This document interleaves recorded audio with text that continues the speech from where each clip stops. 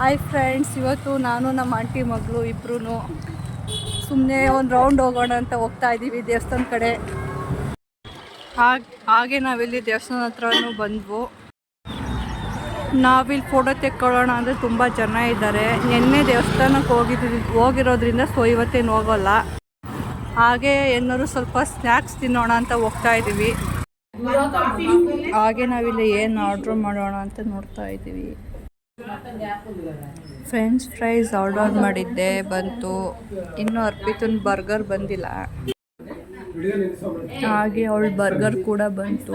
ಇಬ್ಬರು ಇವಾಗ ತಿಂತಾ ಇದ್ದೀವಿ. ಹಾಗೆ ಒಂದು ಫಿಲ್ಟರ್ ಕಾಫಿ ಕೂಡ ಆರ್ಡ್ರ್ ಮಾಡಿದ್ದೆ.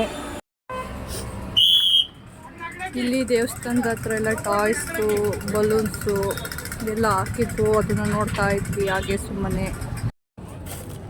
ಸೊ ಅರ್ಪಿತಾ ಲಾಸ್ಟಿಗೂ 2 ಐಟಮ್ಸ್ ತಗೊಂಡ್ಲು ಅಂಗಡಿಲಿ.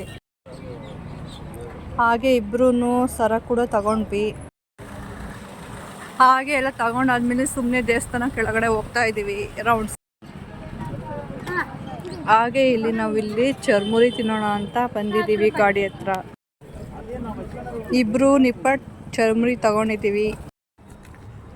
ಹಾಗೆ ನಮ್ಮ ಮನೆ ಹತ್ರ ಹೋಲ್ಸೇಲ್ ಅಂಗಡಿ ಹಾಕಿದ್ರು, ಅದರೊಳಗೆ ಹೋಗ್ತಾ ಇದ್ದೀವಿ.